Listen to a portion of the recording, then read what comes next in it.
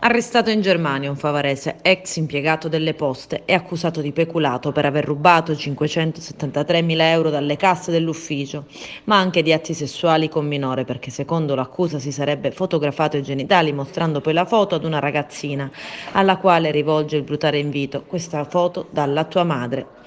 Proprio questa circostanza sarebbe stata la chiave per poter ricattare Di Stefano ed è così che entra in gioco la coppia.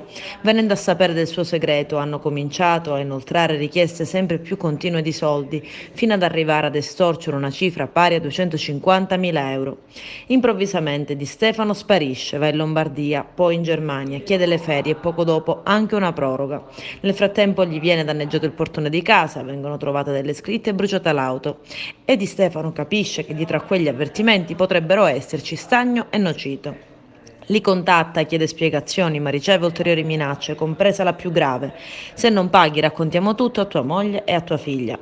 Cosa che realmente avviene mettendo in luce ulteriori gravi abusi sessuali ai danni di altre ragazzine minorenni.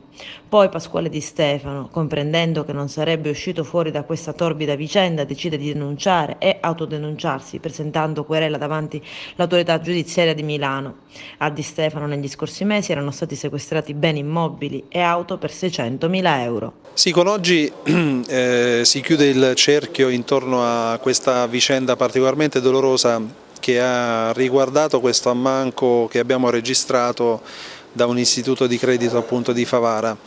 Già il 12 febbraio avevamo dato esecuzione ad un provvedimento cautelare nei confronti di due persone, protagoniste per la verità di una vicenda connessa a quella principale per la quale il protagonista era proprio l'odierno arrestato. Ma in quella circostanza avevamo sequestrato insieme alla Guardia di Finanza 573.000 euro con un sequestro preventivo che era stato emesso dall'autorità giudiziaria, aveva riguardato beni mobili, rapporti bancari ed altro. In quella circostanza il Di Stefano si era reso irreperibile, noi avevamo già detto che eravamo sulle tracce dell'impiegato infedele, perché avevamo sentore che avesse lasciato il territorio nazionale. I militari della tenenza di Favara, i carabinieri della tenenza di Favara non si sono mai ovviamente dati pace e hanno iniziato ad effettuare delle ricerche attraverso i canali di cooperazione internazionale con la piena collaborazione della polizia tedesca, fino ad arrivare a restringere il cerchio intorno appunto al Di Stefano, che è stato appunto individuato in un paesino, si chiama Volklingen, vicino al confine con la Francia, dove si era trasferito. Una volta individuato l'appartamento nel quale questi viveva, abbiamo dato un'indicazione precisa alla polizia tedesca che lo ha individuato all'interno di questo appartamento, quindi già dal 3 aprile il soggetto si trovava ristretto in Germania.